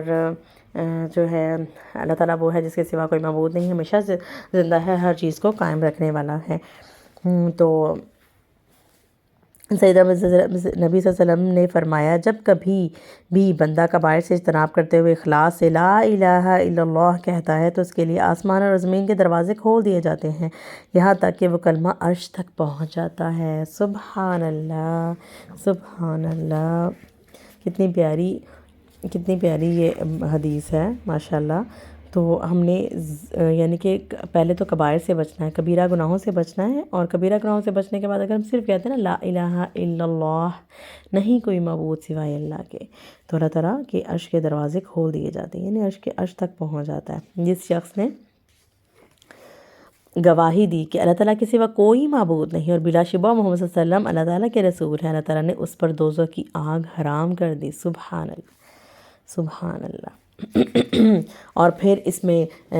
سورہ بقرہ میں تھا کہ یہ کتاب جو ہے ذالک الکتاب لا ریب فیہ، اس میں کوئی شک نہیں ہے، اور اس میں یہ ہے کہ یہ کتاب قرآن مجید جو ہے پچھلی کتابوں کی تصدیق کرنے والی ہے۔ تصدیق کرنے والی سے کیا مراد ہے کہ ہاں جی ہم سچ مانتے ہیں جو پچھلی کتابیں تھیں وہ بے شک حق سچ تھیں، جو پہلے نبی گزرے ہیں بے شک حق سچ تھے، ان پر اللہ تعالیٰ نے صحیفے اتارے، ہم اس چیز پر پورا ایمان رکھتے ہیں۔ اور پھر جو ہے یہ حق یعنی کہ حق اور باطل میں فرق کرنے والی ہے، یعنی کہ جو جیسے یعنی کہ زبور، انجیل، تورات میں یعنی کہ لوگوں نے اپنے پاس سے چیزیں ایڈ کر لیں، تو قرآن جو ہے وہ سارے واقعات کو سچ بتاتا ہے، یعنی کہ کیا چیزیں انہوں نے خود سے ایڈ کر لی تھی، کیا اللہ تعالیٰ کی طرف سے تھیں، یعنی کہ اس سے ہمیں کلیئر ہو جاتا ہے، ایک مومن مسلمان کو یہ چیز کلیئر ہو جاتی ہے قرآن پاک کے ذریعے سے۔ قرآن جو ہے وہ فرقان ہے، یعنی کہ فرق کرنے والا ہے غلط میں اور صحیح میں، اور اللہ تعالیٰ وہ ہے جس سے کچھ بھی چھپا نہیں ہے، اور اللہ تعالیٰ تو وہ ہے جو آپ کے پیٹوں میں ہے اور وہ اس پیٹوں میں ہے وہ بھی جانتا ہے، اور جو ان کی صورتیں بھی وہی بناتا ہے، اور اس میں جو ہے محکم آیات ہیں، یعنی کہ ملتی جلتی آیات ہیں، پھر جن کے دلوں میں کجی ہوتی ہے وہ ان کے پیچھے لگ جاتے ہیں، یعنی کہ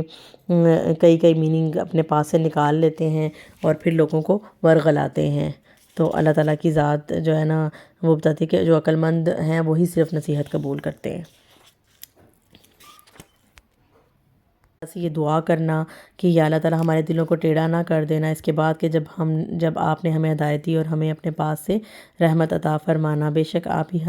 بے حد عطا کرنے والے ہیں۔ یعنی کہ یہاں پر یہ کہ ہمیں نہیں پتہ، ہم اللہ تعالیٰ سے یہ دعا کرتے ہیں کہ یا اللہ ہمارے دل کو پھیر دے اپنی طرف، کیونکہ انسان کا جو دل ہے وہ اللہ تعالیٰ کی 2 انگلیوں کے درمیان میں ہے، تو اللہ تعالیٰ اسے جس طرف چاہے پھیر سکتا ہے۔ تو اللہ تعالیٰ سے ہمیشہ دعا کرتے رہنا چاہیے، استغفار کرتے رہنا چاہیے کہ یا اللہ ہمارے دل کو دین پر جما دے۔ ہمیں یہ دعا کرنی چاہیے، یا مقلب القلوب ثبت قلبی علی دینک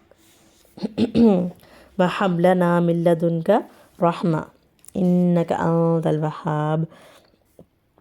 اور بلا شبہ اس دن سب لوگ جمع ہو جائیں گے اور اللہ تعالیٰ اپنے وعدے کے خلاف بالکل بھی نہیں کرتا، اور جن لوگوں نے کفر کیا ان کا کوئی کام نہیں ہے، نہ ان کی اولاد نہ ان کے مال، اور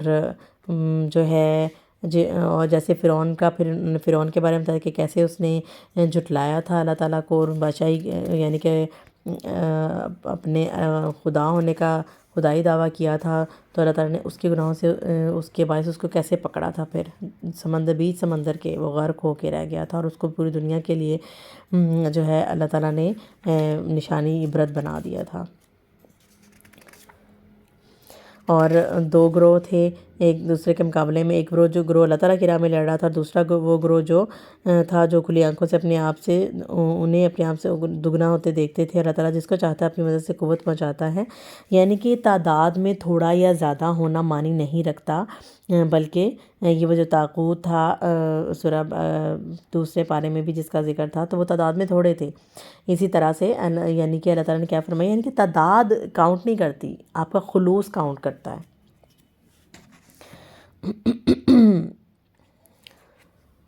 یہ تھا کہ 313 تھے، جنگ بدر کا واقعہ اس میں 313 تھے، اور وہ لوگ 1000 تھے کفار جو تھے، اور اللہ تعالیٰ نے 313 کو ان کے اوپر فتح دے دی 1000 کے اوپر۔ تو اللہ تعالیٰ جو ہے وہ ہمارے دلوں کے خلوص کو دیکھتا ہے، اور ان کے دلوں میں خلوص تھا، وہ اللہ تعالیٰ کے راہ میں لڑنے کے لیے تیار تھے، جان دینے کے لیے تیار تھے۔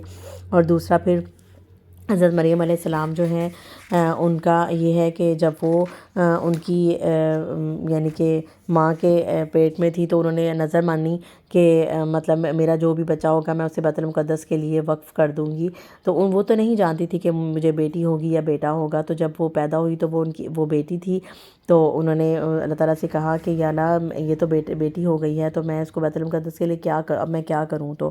اللہ تعالیٰ تو بہتر جاننے والا ہے نا کہ کیا ہونا تھا کیا نہیں، اور کیا اللہ تعالیٰ نے ان کے آگے سے مطلب لکھ رکھا۔ تو انہوں نے بہت پیاری دعا بھی کی تھی، یہ ہم سب کو کرنے کی ضرورت ہے، جو بھی کوئی مائیں ہیں، کہ جو ہے نا اپنے مطلب جب بھی کوئی ہو تو اپنی اولاد کے لیے دعا کرے کہ یا اللہ ہماری اولاد کو شیطان کے شر سے محفوظ رکھنا۔ تو وہ جب پھر وہ پیدا ہو گئیں تو پھر انہوں نے کیا کیا کہ انہوں نے پھر اسے بیت المقدس کے لیے وقف کر دیا تھا۔ اور ایک اور چیز وہ اللہ تعالیٰ نے خوبیاں بتائی ہیں، صبر کرنے والے، سچ بولنے والے، فرما برداری کرنے والے، اور خرچ کرنے والے، سحری کے اوقات میں بخشش مانگنے والے، یعنی کہ تہجد کا یہاں پر ذکر آ رہا ہے کہ تہجد اللہ تعالیٰ کو بہت پسند ہے۔ اور تو سحری کے وقت آخری مرتبہ حکم دیا جاتا ہے کہ جب ہم تہجد کی نماز پڑھیں تو سحری کے آخری وقت 70 مرتبہ استغفار کر اللہ تعالیٰ سے بخشش طلب کریں۔ تو یعنی کہ یہ خوبیاں ہیں۔ اور پھر یہ کہ پھر جب حضرت جو تھیں حضرت مریم جب اللہ تعالیٰ کی عبادت میں بزی ہوتی تھیں، تو اللہ تعالیٰ حضرت جو ہے زکریا علیہ السلام ان کے پاس آئے، تو انہوں نے دیکھا کہ وہ ان کی کفالت کرتے تھے نا بیسیکلی، تو انہوں نے دیکھا کہ ان کے پاس بے موسم کے پھل ہیں، تو وہ ان سے پوچھتے تھے کہ یہ کہاں سے آتے ہیں مریم؟ تو مریم علیہ السلام نے ان کو بتایا کہ یہ تو اللہ تعالیٰ مجھے دیتے ہیں۔ تو انہوں نے کہا کہ انہوں نے سوچا کہ جو خدا مریم کو بے موسم کے پھل دے سکتا ہے وہ مجھے بڑھاپے میں اولاد کیوں نہیں دے سکتا؟ تو انہوں نے اللہ تعالیٰ سے دعا کی، تو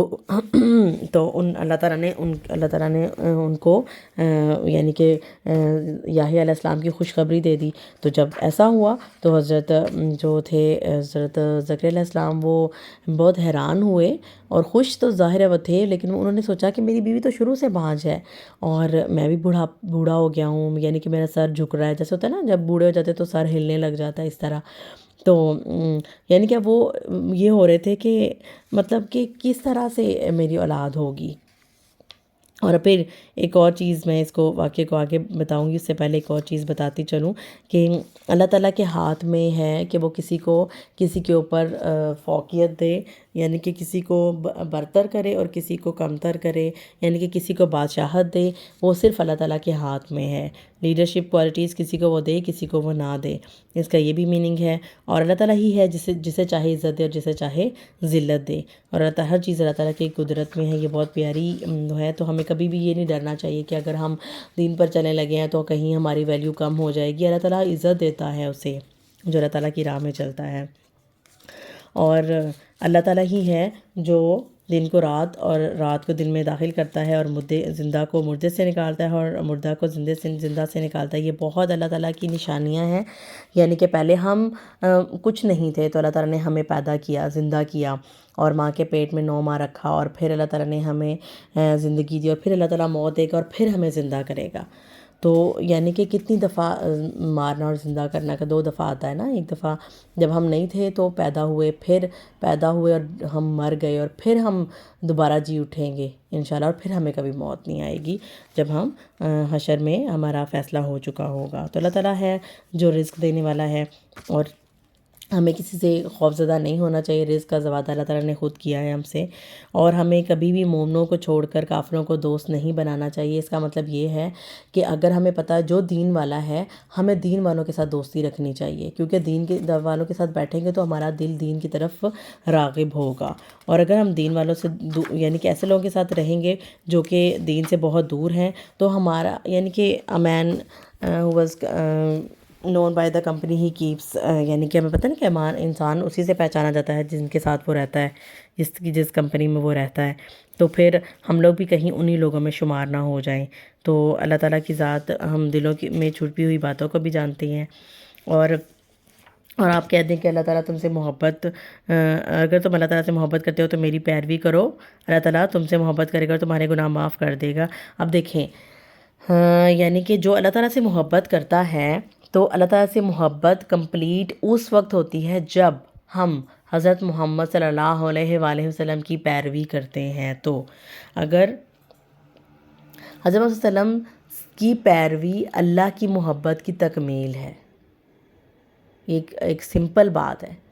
اللہ کی محبت کی تکمیل حضرت محمد صلی اللہ علیہ وآلہ وسلم کی سنت کی پیروی میں ہے. کتنی پیاری بات ہے کہ اللہ تعالیٰ نے یعنی کہ ایک پیرامیٹر دے دیا ہمیں. کیا پیرامیٹر دیا؟ ماشاءاللہ ماشاءاللہ سبحان اللہ. کیا پیرامیٹر کہ ہم تب ہی اللہ سے محبت کے دعویٰ کر سکتے ہیں اگر ہم حضرت محمد صلی اللہ علیہ وآلہ وسلم جو ہے ان کی سنت کی پیروی کریں گے. اور ایک چیز اور کہ جو سورہ آل عمران ہے، سورہ آل عمران جو ہے اس میں یعنی کہ جو نصارہ ہیں ان کا تذکرہ زیادہ ہے، اور جو سورہ بقرہ اس میں یہودیوں کا تذکرہ زیادہ ہے. تو اور جو ہے نا اس میں پھر یہ ہوا تھا کہ ایک وفد آیا تھا نا حضرت محمد صلی اللہ علیہ وسلم کے پاس. تو وہ چیک کرنے کے لیے آئے تھے، کیونکہ انہوں نے تو سب کچھ پڑھ رکھا ہوتا تھا، یعنی کہ ان کی کتابوں میں وہ سب کچھ پڑھ چکے تھے، لیکن وہ چیک کرنے کے لیے آتے تھے کہ کہیں مطلب کہ واقعی مطلب دیکھتے مشاہدہ کرنے کے لیے آتے تھے کہ واقعی نبی ہیں یا نہیں. اور جو سورہ آل عمران ہے اس میں ایک جگہ پہ عمران کا ذکر آیا ہے، اور یہ جو ہے حضرت مریم جو ہے ان کے والد کا نام تھا. تو یہ جو ہے نا اس وجہ سے اس سورہ کا نام سورہ آل عمران پڑ گیا. اور اس کی فضیلت یہی ہے کہ سورہ البقرہ اور سورہ آل عمران جو ہے وہ قیامت کے دن یعنی کہ انہیں لایا جائے گا. تو یعنی کہ جنہیں میں اب تک نہیں بولا، یعنی کہ یہ جھگڑا کریں گی، یعنی کہ یہ سایہ ہوں گی جو یہ اپنے پڑھنے والوں کے لیے جھگڑا کریں گی انشاءاللہ تعالیٰ. وہی کہ ہم اطاعت کی بات کر رہے تھے، جو اللہ تعالیٰ کی محبت کی تکمیل ہوتی ہے حضرت محمد صلی اللہ علیہ وسلم کی محبت کے اوپر یا ان کے اطاعت کے اوپر. تو جو لوگ اللہ تعالیٰ کی وسلم کی اطاعت نہیں کریں گے تو اللہ تعالیٰ ایسے لوگوں کو پسند نہیں کرتا. پھر اللہ تعالیٰ نے حضرت آدم علیہ السلام، حضرت ابراہیم اور خاندان کو خاندان اور عمران کے خاندان کو منتخب کیا. عمران کا خاندان حضرت مریم علیہ السلام کے والد کا نام ہے، حضرت عیسیٰ علیہ السلام کے نانا ابو تھے وہ، اور ان کے خاندان کو اللہ تعالیٰ نے چنا تھا. ان کی والدہ نے وہ جو منت مانی تھی نا کہ میں بیت المقدس کے لیے دوں گی. پھر حضرت زکریا علیہ السلام نے ان کی کفالت کی ذمہ داری لی. ان کے خالو بھی لگتے تھے رشتے میں. تو پھر وہ وہی بے موسم کے پھل دیکھتے تھے جب بھی، تو وہ سوچتے تھے کہ اس کے پاس کہاں سے آتے. پھر انہوں نے حضرت مریم سے پوچھا. وہ الگ تھلگ ہو کے نا اللہ تعالیٰ کی عبادت کیا کرتی تھی. بیت المقدس میں انہوں نے ایک حجرہ ان کو ملا ہوا تھا. تو انہوں نے ان سے کہا کہ یعنی کہ اب کیا مطلب کہ یہ پھل آپ کے پاس کہاں سے آتے؟ انہوں نے کہا وہی اللہ مجھے کھلاتا اور پلاتا ہے، وہی دیتا ہے، وہ کچھ بھی کر سکتا ہے. تو حضرت مریم جو ہے، پھر حضرت مریم کا کیا ہوا کہ اللہ تعالیٰ نے ان کو چن لیا. وہ عبادت کرتی تھی بہت زیادہ، اور کیا ہوا کہ اللہ تعالیٰ نے حضرت ایک فرشتے کے ذریعے حضرت مریم، حضرت جبرائیل علیہ السلام کے ذریعے ان کو عیسیٰ کی خوشخبری دی، یعنی کلمے کی خوشخبری دی، اور وہ دنیا اور آخرت میں بہت مرتبے والا اور مقرب بندوں میں سے ہوگا. دیکھیں پہلے وہ بہت مرتبے والے ایک نبی ہوں گے، بعد میں مقرب بندوں میں سے ہوں گے انشاءاللہ تعالیٰ. میں تو اس کو ایسا سمجھتی ہوتی ہوں کہ دیکھیں وہ جب قیامت میں واپس آئیں گے تو اس وقت وہ اللہ تعالیٰ کے نیک بندوں میں ہوں گے نا، حضرت محمد صلی اللہ علیہ وسلم کی امت کے نیک بندوں میں ہوں گے. حضرت عیسیٰ علیہ السلام وہ نبی ہیں کہ جن کی دعا اللہ تعالیٰ نے حضرت محمد صلی اللہ علیہ وسلم کی امتی ہونے کے حق میں قبول کی تھی. جتنے بھی نبی گزرے ہیں سب نبی حضرت محمد صلی اللہ علیہ وسلم کی امتی ہونے کی خواہش ظاہر کرتے تھے، اللہ تعالیٰ سے دعا کرتے تھے. لیکن حضرت عیسیٰ علیہ السلام کی یہ جو دعا ہے یہ اللہ تعالیٰ نے قبول کی، اور وہ قرب قیامت کے ٹائم آئیں گے انشاءاللہ تعالیٰ. اور لوگوں نے ان کے بارے میں بڑے وہ بنا لیا، ان کو خدا کا بیٹا بنا لیا، استغفر اللہ، کیونکہ ان کے وہ بغیر باپ کے پیدا ہوئے. حضرت مریم علیہ السلام کو اللہ تعالیٰ نے چن لیا تھا، اور ان کو بغیر خامد کے اللہ تعالیٰ نے اولاد دی. اور پھر حضرت مریم جو تھی وہ بڑی پریشان ہو گئیں کہ ایسا کیسے ہو سکتا ہے کہ مطلب مجھے تو انہوں نے سوچا کہ میری تو شادی نہیں ہوئی، مطلب مجھے کسی مرد نے، کیونکہ وہ ایک غیر فطری بات تھی نا کہ بغیر شادی کے آپ کے مطلب یعنی کہ بیٹا ہو. تو وہ انہوں نے کہا کہ ایسا کیسے ہو سکتا ہے. تو یعنی کہ انہوں نے سوچا کہ تو پھر اللہ تعالیٰ نے فرمایا کہ اللہ تعالیٰ جو کرنا چاہتا ہے وہ کرتا ہے، وہ کہتا ہے کن وہ ہو جاتا ہے. تو اللہ تعالیٰ جو چاہے وہ کر سکتا ہے. تو اور وہ بنی اسرائیل، انہوں نے بتایا بھی کہ وہ کیا ہوگا، وہ ایک بنی اسرائیل کی جانب رسول ہوگا. بنی اسرائیل کی طرف اللہ تعالیٰ نے ان کو بھیجا تھا نا رسول بنا کر. تو ان کو یہ بھی بتا دیا کہ وہ ایک رسول بھی ہوگا، اور یہ بھی بتایا کہ وہ کیا ان کے معجزات بھی بتا دیے کہ کیا تھے. اور وہ یعنی کہ کوڑی کو یعنی کہ تندرست کر دیتے تھے، مردہ کو زندہ کر دیتے تھے اللہ تعالیٰ کے حکم سے، اور پرندے کو میں جان ڈال دیتے تھے اللہ کے حکم سے، اور وہ اڑنے لگتا تھا اللہ تعالیٰ کے حکم سے. اور پھر انہوں نے بتایا کہ میں پچھلی کتابوں کی تصدیق کرنے والا ہوں، اور ان چیزوں کی طرف جو حلال اور حرام کی طرف بھی، اور تمہارے پاس رب کی طرف سے نشانے لے کر آئے، اللہ تعالیٰ سے ڈر جاؤ اور میری اطاعت کرو. اور پھر کیا ہوا، جب عیسیٰ نے ان سے کفر محسوس کیا تو کہا کون اللہ تعالیٰ کی طرف میرا مددگار ہے. حواریوں نے کہا، یعنی کہ بہت کم لوگ تھے جو انہوں نے حضرت عیسیٰ علیہ السلام کا ساتھ دیا تھا، اور پھر وہ ان کے دشمن بن گئے تھے. اور پھر انہوں نے انہیں پھانسی چڑھانے کا ارادہ کر لیا تھا. تو پھر اللہ تعالیٰ کی ذات جو ہے نا ان کے لیے خفیہ تدبیر کی، اور اللہ تعالیٰ سب سے زیادہ خفیہ تدبیر کرنے والا ہے، سبحان اللہ. جب اللہ تعالیٰ نے فرمایا اے عیسیٰ یقیناً میں تجھے قبض کرنے والا ہوں، تجھے اپنی جانب اٹھانے والا ہوں، اور ان لوگوں سے جنہوں نے کفر کیا تجھے پاک کرنے والا ہوں. جن لوگوں نے تیری پیروی کی انہیں قیامت کے دن تک ان لوگوں پر غالب کرنے والا ہوں. دیکھیں قیامت کے دن تک جنہوں نے تیری پیروی کی انہیں قیامت کے دن تک ان لوگوں پر غالب کرنے والا جنہوں نے کفر کیا. یعنی کہ قیامت کے قریب حضرت عیسیٰ علیہ السلام آئیں گے ضرور، لیکن اس ٹائم وہ وسلم کے امتی بن کر آئیں گے، اور اس ٹائم بھی اللہ تعالیٰ ان کو غالب کرے گا انشاءاللہ تعالیٰ. یعنی کہ اسلام کا بول بالا ہوگا ایک دفعہ پھر انشاءاللہ تعالیٰ. اور جو لوگ اختلاف کرتے ہیں تو وہ کرتے رہیں. اور اور جنہوں نے کفر کیا تو ان کو اللہ تعالیٰ سخت عذاب دیں گے، جو لوگ ایمان لائے تو ان کو اللہ تعالیٰ پورا پورا اجر دیں گے انشاءاللہ تعالیٰ۔ بلا شبہ ایسا کہ مثال اللہ تعالیٰ کے نزدیک آدم کی سی ہے۔ اب دیکھیں یہاں پر اختلاف ہوا نا کہ لوگوں نے اختلاف کرنا شروع کر دیا، تو اللہ تعالیٰ نے فرمایا کہ میں نے آدم کو بنایا تھا، پتلا بنایا تھا، اور بنا کے میں نے کہا تھا ہو جا یکن، بس وہ ہو گیا تھا۔ حضرت آدم علیہ السلام کو تو بغیر ماں اور باپ کے پیدا کر دیا تھا اللہ تعالیٰ نے، تو حضرت عیسیٰ علیہ السلام کی تو پھر والدہ تھیں۔ اور حضرت حوا کو دیکھیں تو اللہ تعالیٰ نے ایک مرد سے ایک عورت کو پیدا کر دیا، تو یہ اللہ تعالیٰ کے لیے کچھ بھی مشکل نہیں ہے۔ تو اللہ تعالیٰ خود بتا رہے ہیں کہ یہی تیرے رب حق ہے، تیرے رب کی جانب سے، چنانچہ آپ شک کرنے والوں میں سے نہ ہو جائے، یعنی کہ ہمیں شک میں نہیں پڑنا، اللہ تعالیٰ کی کے پر ہمیں صادق ہونا ہے، یعنی کہ یقین لانا ہے، سچ سمجھنا ہے انشاءاللہ تعالیٰ۔ پھر جو آپ سے جھگڑے تو اس کے بعد جو علم آ جائے تو آپ کہہ دو آؤ تم آؤ ہم اپنے بیٹے کو اور تمہارے بیٹوں کو بولے، یعنی کہ اب یہاں پر مباہلہ یعنی کہ مناظرہ ہوا تھا پہلے، کیونکہ جو نصارہ تھے وہ نہیں مانتے تھے، تو پھر ان کے درمیان میں مناظرہ ہوا حضرت صلی اللہ علیہ وسلم اور ان کے درمیان میں، جب وہ لوگ جھوٹے ہوئے اور پھر حضرت صلی اللہ علیہ وسلم نے ان سے مباہلہ کیا، مباہلہ یہ کہ میں اپنی اولاد کو لے آتا ہوں، آپ اپنی اولاد کو لے آؤ، اور ہم مل کے یہاں پہ دعا کرتے ہیں کھڑے ہو کے کہ جو سچ پر ہوگا، جو جھوٹا ہوگا وہ مر جائے گا، اور جو سچا ہوگا وہ زندہ رہے گا۔ تو لیکن کیا ہوا، یعنی کہ گر گرا کر دعا کرتے، لیکن جو تھے نا، یعنی جو سچا ہوگا اس کی جیت ہو جائے گی، لیکن انہوں نے کیا کیا، انہوں نے پھر یہ نہیں کیا، کیونکہ اندر سے ان کو ڈر تھا، جو نصارہ تھے ان کو اندر سے ڈر تھا کہ یعنی کہ یہ سچ ہو جائے، کیونکہ اندر سے تو وہ جانتے تھے نا کہ مطلب حضرت محمد صلی اللہ علیہ وسلم جو اللہ تعالیٰ کے نبی ہیں، کیونکہ انہوں نے ساری علامات، ان کی نشانیاں، ان کی مطلب پڑھ رکھی تھی۔ تو اہل کتاب تم ابراہیم کے بارے میں کیوں جھگڑتے، حالانکہ تورات اور انجیل اس کے بعد ہی نازل کی گئی ہیں، تو کیا تم سمجھتے نہیں ہو؟ یعنی کہ کچھ لوگ کہتے ہیں کہ ابراہیم یہودی تھے، اور کچھ کہتے تھے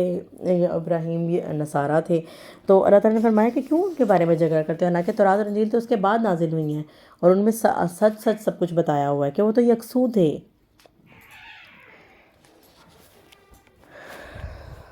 ان کو باور کرایا ہے کہ تمہیں علم ہے جس بارے میں تم جھگڑا کر رہے ہو، کہ اصل میں وہ بات نہیں ہے جو تم پیش کرنے کی کوشش کر رہے، تم ابراہیم نہ یہودی تھے، اصل اللہ تعالیٰ نے واضح فرماتے ہیں ابراہیم نہ یہودی تھے نہ عیسائی، بلکہ وہ ایک یکسو مسلمان تھے اور مشرکوں میں سے نہیں تھے۔ یکسو ہوتا ہے ایک اللہ کو ماننے والا، اور اللہ تعالیٰ مومنوں کا دوست ہے۔ اور اہل کتاب میں سے ایک گروہ خواہش رکھتا تھا کہ کاش وہ تمہیں گمراہ کر دیں، حالانکہ وہ نہیں گمراہ کر رہے مگر اپنی جانوں، یعنی کہ جو لوگ یہ سمجھتے ہیں کہ وہ آپ کو ورگلا لیں گے، گمراہ کر دیں گے، تو وہ اصل میں خود گمراہی میں ہیں۔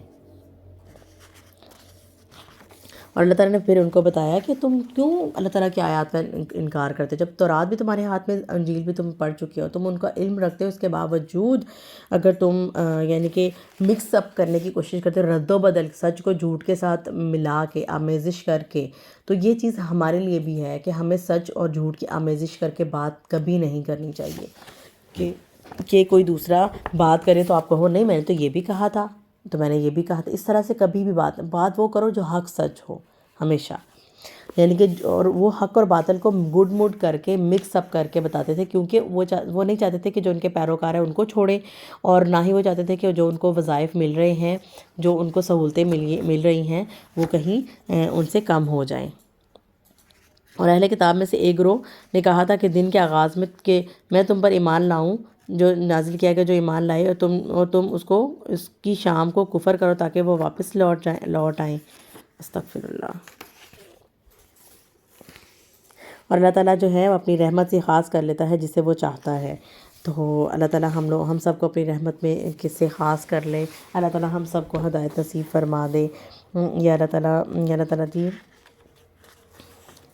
اور یہ کہ ہمیں امانت میں خیانت کبھی بھی نہیں کرنی چاہیے، نہ ہی ہمیں جھوٹ بولنا چاہیے، اور نہ ہی ہمیں جو بے سمجھ ہیں یا جاہل ہیں یا جو پڑھے لکھے نہیں ہیں، اگر وہ ہم سے مدد طلب کرتے ہیں تو ہمیں ان کے حق پر ڈاکہ نہیں ڈالنا چاہیے، مینس کہ ہمیں ان کے ساتھ حق تلفی نہیں کرنی چاہیے کہ وہ تو ناسمجھ ہے یا وہ نہیں سمجھتے، تو ہمیں تو پتہ ہے نا کہ ہمیں امانت میں خیانت نہیں کرنی ہے۔ جو بھی اپنا عہد پورا کرے گا تو اللہ تعالیٰ بلا شبہ اللہ تعالیٰ ڈرنے والوں سے محبت کرتا ہے۔ اور جو لوگ جن لوگوں نے اپنی عہد اور قسموں کے بدلے تھوڑی قیمت لیتے ہیں یہی وہ لوگ ہیں جن کا آخرت میں کوئی حصہ نہیں ہوگا۔ استغفر اللہ، استغفر اللہ۔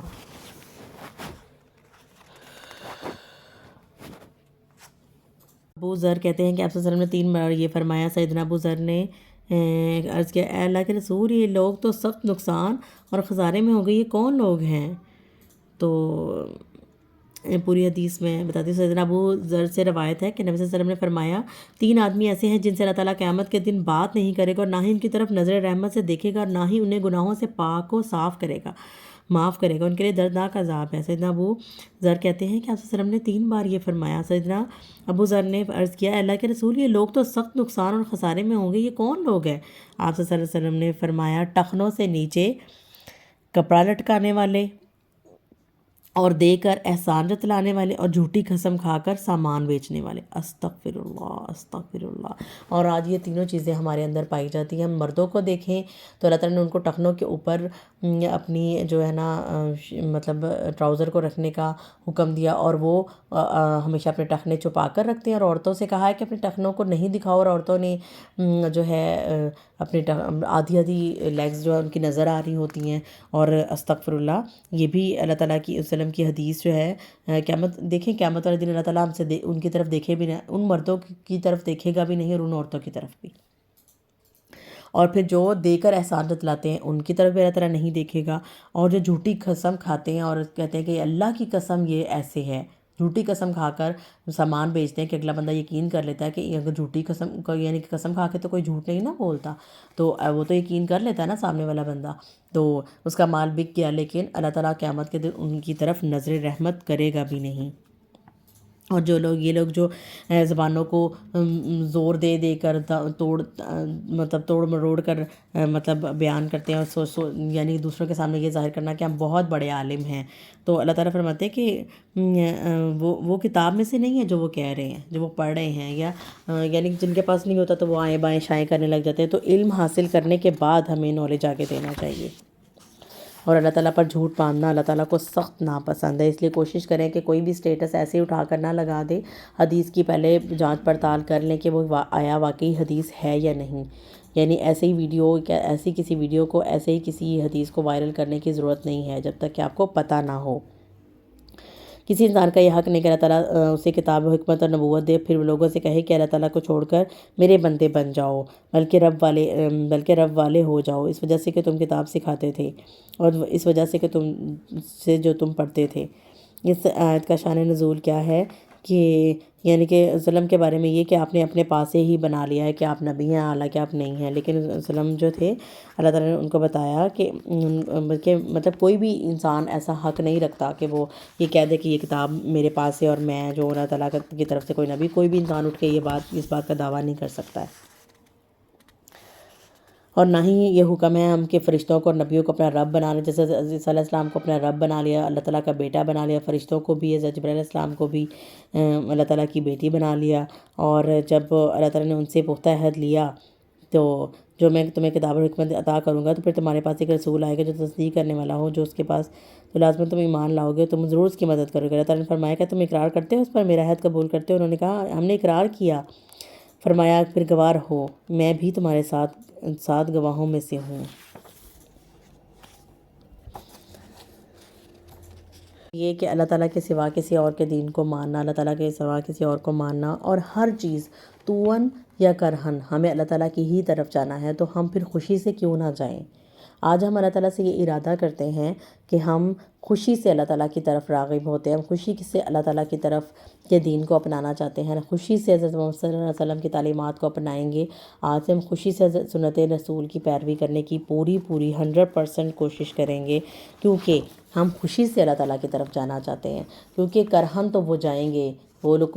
کفار جو کفر کرنے والے ہیں نبیوں کا، جنہوں نے کفر کیا، اللہ تعالیٰ کی آیات کا کفر کیا، قیامت والے دن سب اللہ تعالیٰ کے سامنے جمع ہو جائیں گے۔ آپ کہہ دو ہم اللہ تعالیٰ پر ایمان لائے اور اس پر بھی جو ہمارے اوپر نازل کیا گیا ہے، اس پر بھی جو ابراہیم پر، اسماعیل، اسحاق اور یعقوب پر، یعنی کہ کہنے کا مطلب یہ ہے کہ سب نبیوں کا رب ایک ہی رب ہے۔ ہم سب نبیوں پر بھی ایمان لائے، ہم نے فرق نہیں کیا نبیوں میں سے کسی ایک میں سے بھی، اور ہم اللہ تعالیٰ کی اطاعت کرنے والے ہیں بے شک۔ جو شخص اسلام کے علاوہ کوئی اور دین تلاش کرے گا تو وہ اسے ہرگز قبول نہیں کیا جائے گا، اور وہ آخرت میں خسارہ اٹھانے والوں میں سے ہوگا۔ استغفر اللہ، استغفر اللہ۔ اور جو لوگ ایمان لائے اور ایمان لانے کے بعد وہ کافر ہو گئے تو اور اپنے کفر میں بڑھتے ہی چلے گئے تو ان کی توبہ ہرگز قبول نہیں کی جائے گی، یعنی کہ وہ سمجھ رکھتا ہے لیکن اپنے دنیاوی فائدے کی وجہ سے وہ اللہ تعالیٰ کی آیات کا انکار کرتا ہے، تو اللہ تعالیٰ جو ہے ان کی توبہ بھی قبول نہیں کرے گا۔ استغفر اللہ۔ مگر جن لوگوں نے اپنی اصلاح کر لی اور توبہ کی تو اللہ تعالیٰ بخشنے والا مہربان ہے، غفور الرحیم ہے۔ جن لوگوں نے کفر کیا اور مر گئے اس حال میں کہ کافر تھے تو ان میں سے کسی ایک سے زمین بھر سونا بھی ہرگز قبول نہیں کیا جائے گا۔ یہاں پہ دیکھیں کتنی سخت بات ہے، اگر کوئی اللہ تعالیٰ ان سے کہے گا کہ زمین کو تمہارے لیے سونا بنا دیا جائے اور تم اسے دے کے نیکی حاصل کرنا چاہتے ہو اور چاہتے ہو کہ جنت ہمیں مل جائے، تو آپ لوگوں کو جنت نہیں ملے گی۔ وہ لوگ ہیں جنہوں نے اللہ تعالیٰ کی آیات کا انکار کیا تھا۔ تو جو ہے کس طرح سے ہو سکتا ہے کہ جو ہم لوگوں نے کیا کرنا ہے، ہم لوگوں نے آج اس تیسرے پارے کے ساتھ سورہ آل عمران ہم نے سٹارٹ کر لی ہے، سورہ البقرہ ہم نے ختم کر لی الحمدللہ۔ تو اب ہم اللہ تعالیٰ سے یہ دعا کرتے ہیں کہ اللہ تعالیٰ نے جو دو نور ہمیں عطا کیے، سورہ الفاتحہ اور سورہ بقرہ کی آخری دو آیات، اللہ تعالیٰ ہمیں ان پر سختی سے کاربند کر دے، اللہ تعالیٰ ہمیں توفیق دے کہ ہم ہمیشہ ان کو پڑھتے رہیں، ان کو سمجھتے رہیں اور ان سے فائدہ اٹھاتے رہیں۔ اور سورہ آل عمران میں اللہ تعالیٰ نے جو یعنی کہ یعنی خامیاں نصارہ کی بتائیں، تو اللہ تعالیٰ ہم سے ان سب خامیوں کو دور کر دے، یا اللہ تعالیٰ ہمیں نیک بنا دے اور نیک لوگوں کی صف میں شامل کر دے، اور ہم سے ہمارے اس نیک عمل کو خالص نیت کے ساتھ، یا اللہ ہم صرف خالص تیری رضا کے لیے کرنا چاہتے ہیں، ہماری نیتوں کو خالص کر دے۔ ہمیں تو یہ بھی نہیں پتا اپنی نیت کو خالص کیسے کرنا ہے، یا اللہ تو ہمیں خالص نیت کو خالص کرنا سکھا دے، اور ہماری اس تیری رضا کے لیے جو یہ مل بیٹھ کر یہ کلام پڑھا، اسے سمجھا، اس میں کوئی غلطی کوتاہی کو معاف فرمانا، اور یا ارحم الراحمین اس رمضان میں مبارک کے صدقے ہم سب کے گناہوں کو بخش دے۔ آمین ثم آمین۔ سب کی دلی حاجات کو پورا فرما۔ آمین ثم آمین۔ سبحانک اللہم و بحمدک، نشہد ان لا الہ الا انت، نستغفرک و نتوب الیک۔ السلام علیکم۔